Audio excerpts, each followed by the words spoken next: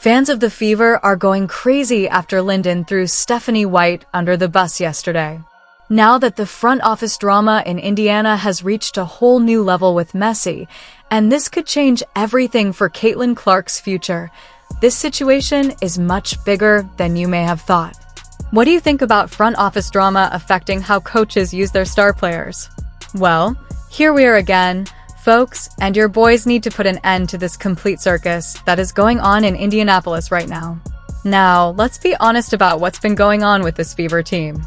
Everyone thought they were going to be championship contenders this year, but after bringing in all these veteran players, the Fever targeted players with a lot of playoff experience, like Dana Bond and Natasha Howard.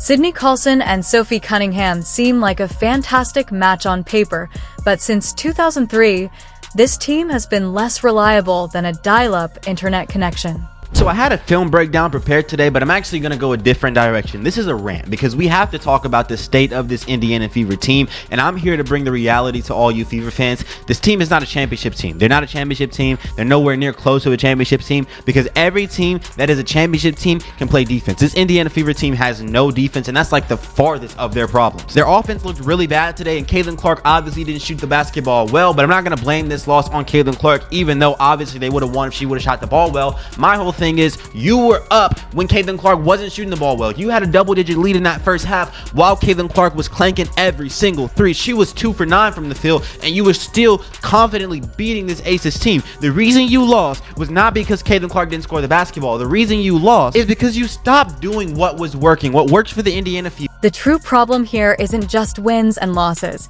It's about how they're using Caitlin Clark, and to be honest, it's getting ridiculous. Here we have the league's most dynamic offensive player, who changed the whole women's basketball landscape on her own, and what does Stephanie White do?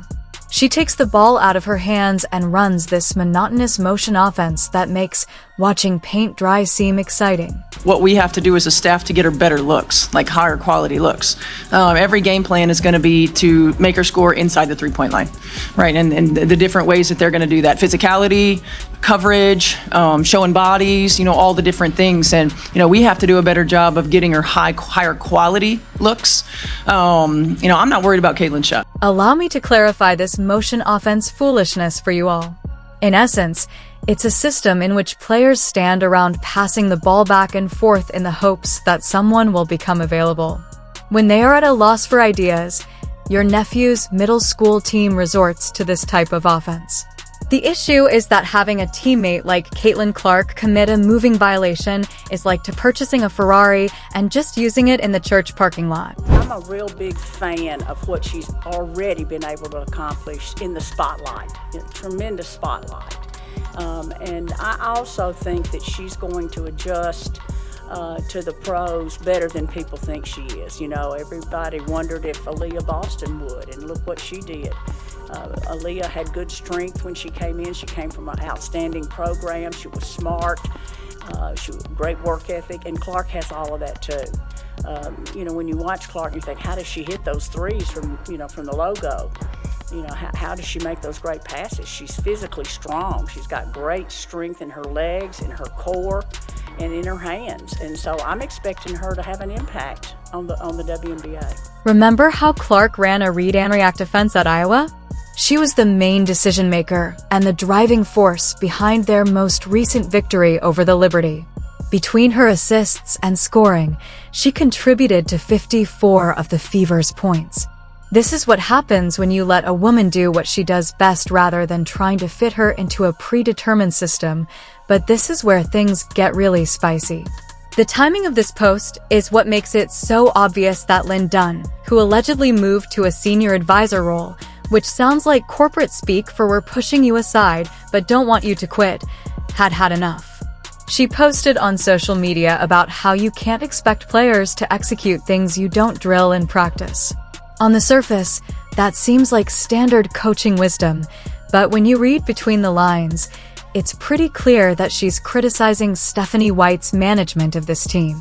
This followed yet another lackluster performance in which the offense appeared disoriented, players stood around unsure of what to do, and Caitlin Clark appeared frustrated as she tried to force something to happen in a system that wasn't a good fit for her skill set. It's like watching someone try to fit a square peg into a round hole. Eventually, something will break, and let's talk about what the fans are saying because they're not holding back. One fan asked directly why they gave Katie Lou Samuelson $180,000, while another said, "The fans are turning against Stephanie White." These aren't casual observers. These are the ones who purchase tickets, attend every game, and have been supporting this franchise through years of mediocrity. When they start questioning the coach this early in the season, that's a red flag bigger than the one they wave at NASCAR races. The frustrating thing is that this was all predictable. Some of us referred to this particular circumstance as we stated months ago that forcing Caitlin Clark into a motion offense would be disastrous, and that you don't take basketball's most inventive and dynamic playmaker and make her into just another cog in the wheel. However, this is what really excites me about the entire situation. Although Stephanie White received a fine for criticizing officiating, perhaps she ought to be more focused on the offensive she is running than the referees. What's truly hurting this team isn't the officials. Rather, it's the reality that they're squandering a generation of talent's best years in an attempt to outsmart everyone else. Since statistics are honest, let's examine them. When Clark is on the floor, Indiana's offensive rating is 107.5. When she is not, it is 82.2, a 25-point disparity. That tells you that this team relies heavily on Caitlin Clark, and when you take her out of the equation or limit her impact, everything breaks down. The motion offense is meant to generate player movement and reactions, but when you have someone like Clark who can see the court and make passes that other players can't even imagine, why would you want to take that away? It would be like telling Steph Curry that he can only shoot from the free throw line. And let's not even talk about the taking the ball out of Caitlin's hands philosophy. This isn't some rookie who needs to learn the game. This is someone who broke scoring records, led Iowa to back-to-back national championship games, broke scoring records, and made women's basketball appointment television.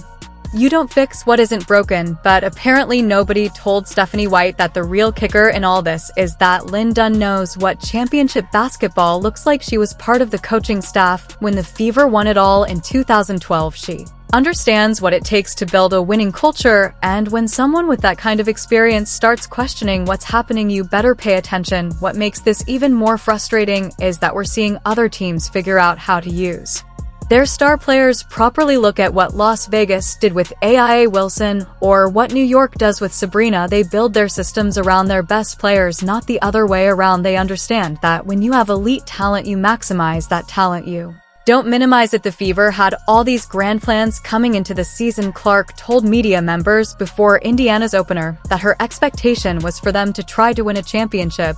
But how are you going to win a championship when you're not even using your best player effectively? It's like trying to win the Indy 500 with a speed limit. And speaking of championships, let's talk about what this means for the future. The WNBA is more competitive than it's ever been. You've got the Liberty looking dominant. If the Fever wish to compete with teams like Las Vegas and Connecticut, they must stop playing it safe and start playing to their strengths, because the Aces are always dangerous and they know how to win.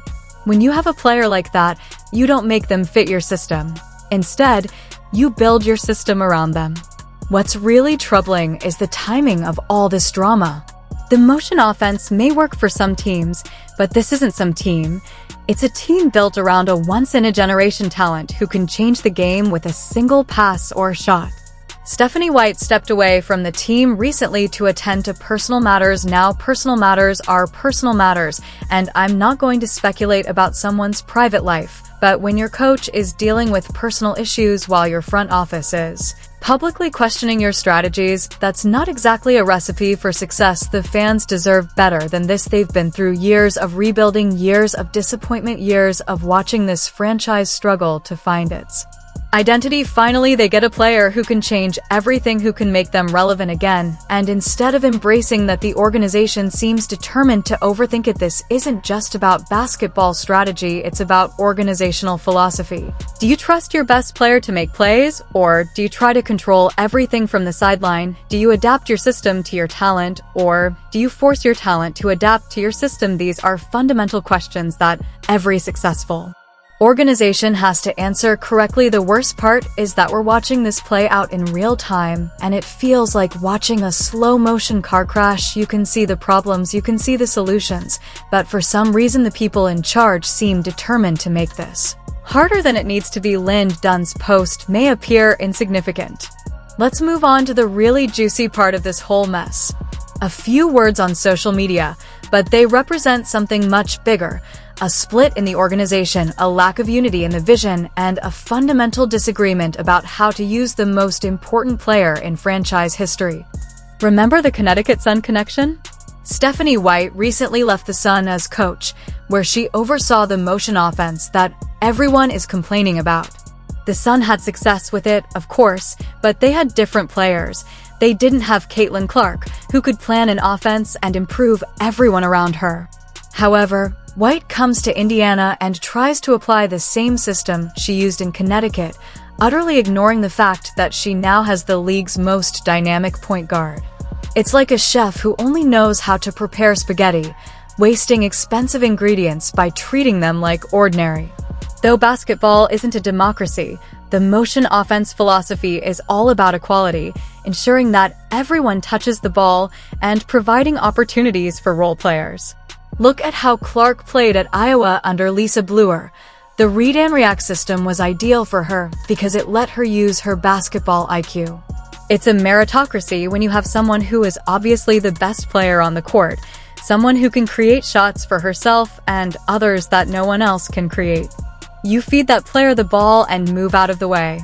Her vision in court, her ability to make split-second decisions that other players can't make. She was averaging over 8 assists per game while scoring 28 points because the system maximized her strengths instead of trying to hide them.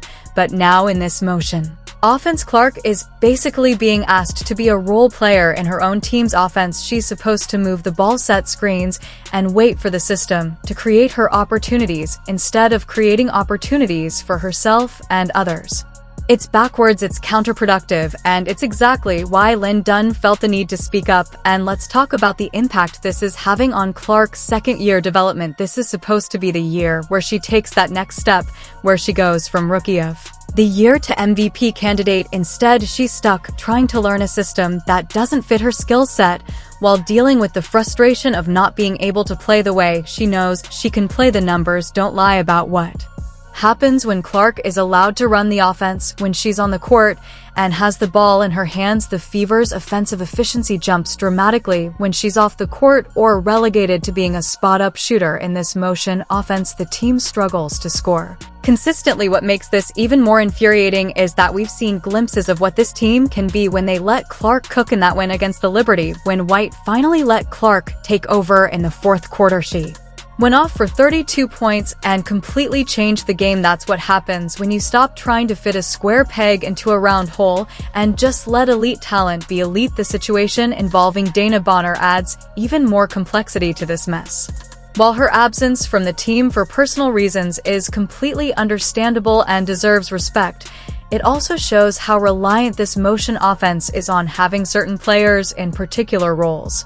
When you base your system on player and ball movement rather than individual talent, you become vulnerable when important components are unavailable.